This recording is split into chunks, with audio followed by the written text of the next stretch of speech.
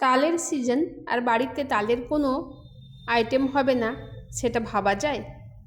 বানিয়ে নিলাম আজকে চটজলদি এই রেসিপি।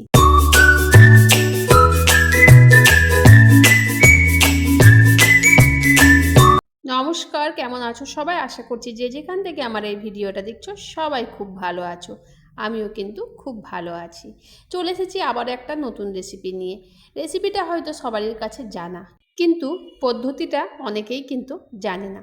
চলো আজকে যে রেসিপিটা তোমাদের সাথে শেয়ার করতে চলেছি সেটা শুরু করা যাক। নিয়ে নিয়েছি একটা গোটা ভালো কালো তাল, আর সেটা আমি যেটা দিয়ে আমি পাল্প বের করবো সেটাও নিয়ে নিয়েছি। তো পাল্পটা দেখো আমি বের করে নিয়েছি, খুব সুন্দরভাবে চটজলদি পাল্পটা বের হয়ে যায়। নিয়ে নিয়েছি একটা গোটা নারকেল। আমার এখানে গোটা নারকেলের প্রয়োজন নেই, অর্ধেক মালা নারকেল হলেই চলবে। তো গোটা নিয়েছি, অর্ধেক মালা নারকেল আমি মিক্সিতে পেস্ট করে নিয়েছি। নিয়ে নিয়েছি একটা বড় সাইজের বাটি, তার মধ্যে নিয়ে নিয়েছি আমি কিছুটা তালের পাল্প। সবটা এখানে আমি অ্যাড করব না, তোমরা চাইলে যতটা পরিমাণে তোমরা বানাতে চাও ততটাই কিন্তু এখানে নেবে। আমি যতটা এখানে বানাতে চাই ততটাই কিন্তু নিয়েছি। নিয়েছি এখানে 1.5 কাপ মতো আছে চালের গুঁড়ো। নিয়ে নিয়েছি এখানে কোড়ানো নারকেল, পরিমাণ মতো আমি কিন্তু এখানে দিয়েছি। 1.5 চামচ দিয়ে দিয়েছি এখানে মৌরি, পরিমাণ মতো লবণ দিয়ে দিয়েছি, আন্দাজ মতো এখানে চিনিটা তোমরা যেমন মিষ্টি খাবে সেরকমভাবে এখানে অ্যাড করবে। আমি কিন্তু নিজেদের পরিমাণ অনুযায়ী দিলাম। তারপর দিয়ে দিয়েছি এখানে 1.5 বাটি মতো ময়দা। সব দিয়ে খুব ভালো করে এখানে মিশিয়ে নিতে হবে। হাত দিয়ে খুব ভালো করে এখানে কিন্তু মেখে নিতে হবে। মাখাটা এমন হবে, খুব বেশি নরম হবে না, খুব বেশি শক্ত হবে না। যেমন আমরা বেসনের বড়া বানিয়ে থাকি ঠিক সেই রকম এখানে পেস্টটা কিন্তু হবে। তোমাদেরকে দেখিয়ে দিলাম কীরকমভাবে আমি পেস্টটা তৈরি করলাম।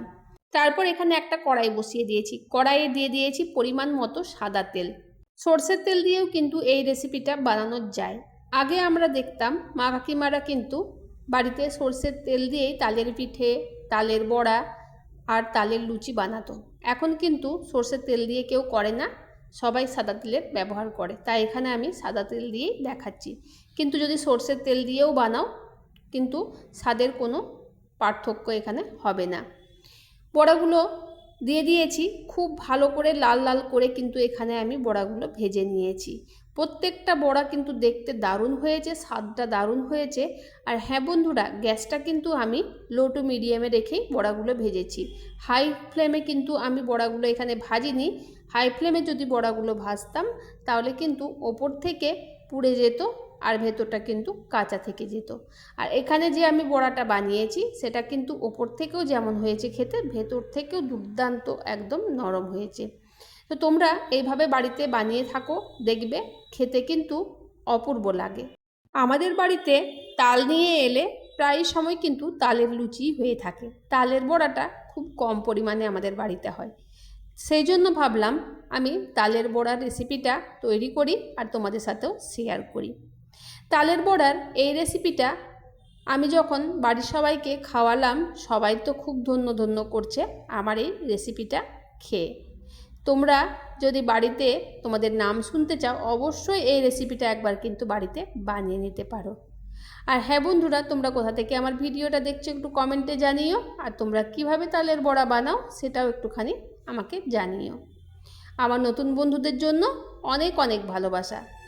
আমার নতুন বন্ধুরা যারা আমার এই ভিডিওর মাধ্যমে জুড়ে আছো, ভিডিওর কোনো অংশ যদি ভালো লেগে থাকে একটা লাইক, কমেন্ট আর সাবস্ক্রাইব করে পাশে থেকো বন্ধুরা। আর পুরনো বন্ধুদের তো অজস্র ভালোবাসা। তৈরি হয়ে গেছে এখানে আমার সব বড়াগুলো। কেমন হয়েছে দেখতে বলো তো বন্ধুরা? খুব সুন্দর দেখতেও হয়েছে, খেতেও কিন্তু ভালো হয়েছে। খেতে তো তোমাদেরকে দিতে পারছি না, তাই তোমরা বানিয়ে খেয়ে নিও। তো চলো বন্ধুরা, আজকের রেসিপিটা আমার এই পর্যন্তই। দেখা হচ্ছে তোমাদের সাথে আবার কোনো নতুন রেসিপি নিয়ে। ততক্ষণের জন্য তোমরা সবাই ভালো থেকো, সুস্থ থেকো, আর এভাবেই দেখতে থাকো আমার সাথে আমার ভিডিও। টাটা বন্ধুরা।